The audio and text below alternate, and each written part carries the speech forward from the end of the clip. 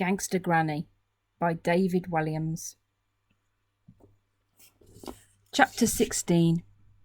N-O spells no.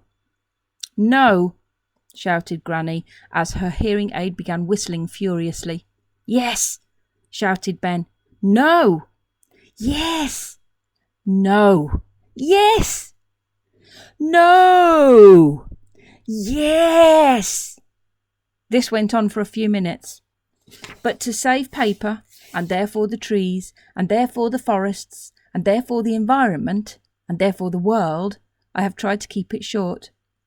There is absolutely no way I am letting a boy of your age come on a heist with me, especially not to steal the crown jewels. And most important of all, it's impossible. It can't be done, exclaimed Granny. There must be a way, pleaded Ben. Ben, I said no, and that's final. But, no buts, Ben. No.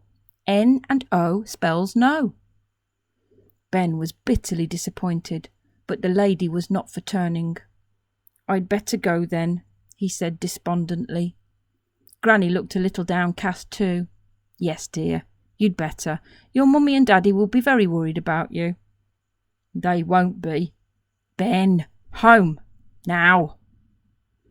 Ben was sad to see that Granny was becoming like one of the boring grown-ups again, just when she'd started to become interesting. Still, he did what she said. Apart from anything else, he didn't want to make his parents suspicious, so he raced home and climbed up the drain pipe to his bedroom window before rushing downstairs to the living room. Unsurprisingly, though, Mum and Dad hadn't been worried about where Ben was at all. They had been too busy planning their son's rise to dancing superstardom to notice he was gone. Dad had been calling and calling the National Under-12 Dance Competition hotline until finally he got through and secured his son a place. Mum was right. The competition was at the town hall in just a couple of weeks' time. There was no time to lose, so Mum had been working every waking moment on her son's love bomb outfit. How's the rehearsals going, boy? Asked Dad. You look like you've worked up quite a sweat. Fine, thank you, Dad, lied Ben. I really am getting something really spectacular together for the big night. Ben cursed his runaway mouth. Something spectacular?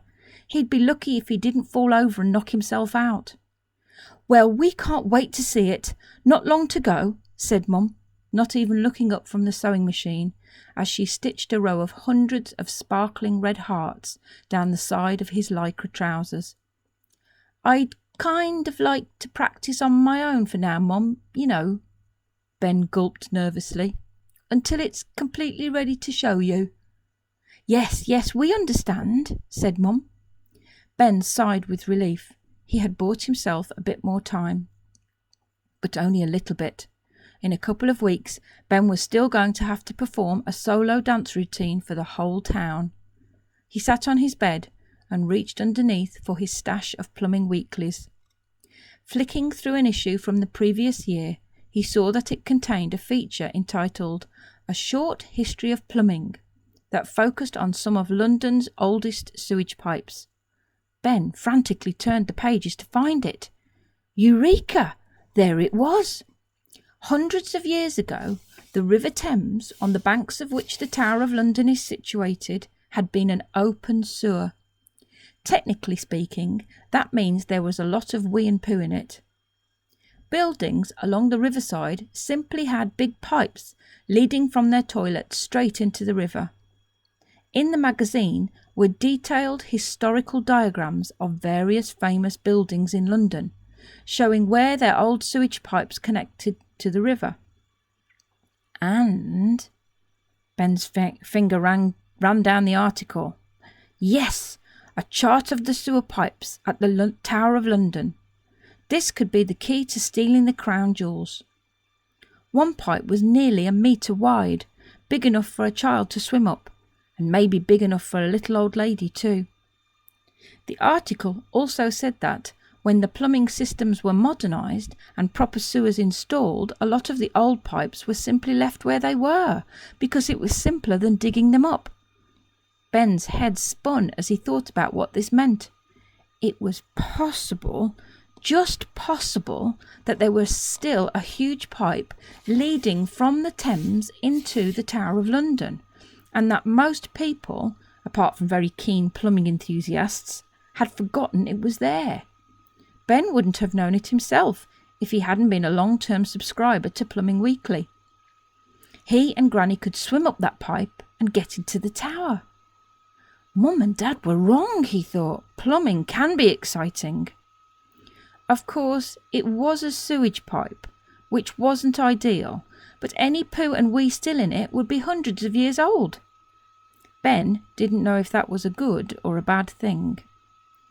At that moment, he heard a creak in the floorboards, and his bedroom door flew open. His mum burst in holding a big piece of lycra that looked ominously like his love bomb outfit. Ben quickly concealed the magazine under his bed, which made him look incredibly guilty. "I was just going to get you to try this on," said Mum. "Oh, yes," said Ben as he sat on his bed awkwardly, his heels pushing the remaining Plumbing Weeklies out of sight of Mum's prying eyes. "What's that?" she said. "What did you hide when I came in? Is that Nuts magazine?" "No," said Ben, swallowing his guilt. This looked way worse than it was. It looked like he was hiding a naughty magazine under the bed. "It's nothing to be ashamed of, Ben. I think it's healthy that you are expressing an interest in girls." "Oh no," thought Ben. "My mum's going to talk to me about girls." "There's nothing embarrassing about being interested in girls, Ben." "Yes, there is. Girls are gross." "No, Ben, it's the most natural thing in the world." "She's just not stopping." "The dinner is nearly ready, love," came a shout from downstairs. "What are you doing up there?" "I'm talking to Ben about girls," Mum shouted back. Ben was so red that if he opened his mouth wide enough, he might be mistaken for a postbox. "What?" cried Dad. "Girls," shouted Mom. "I am talking to our son about girls." "Oh, right," Dad shouted back. "I'll turn the oven off." "So, Ben, if you ever need to..." Bring, bring, bring, bring. It was Mum's mobile phone going off in her pocket. "Sorry, dear," she said, placing the handset to her ear. "Gail, can I call you back? I'm just talking to Ben about girls." "Okay, thanks. Bye-bye." She hung up the phone and turned to Ben. "Sorry, where was I? Oh, yes. If you ever need to have a little chat with me about girls, then please do. You can trust me to be very discreet." And tomorrow I'll read you chapter 17.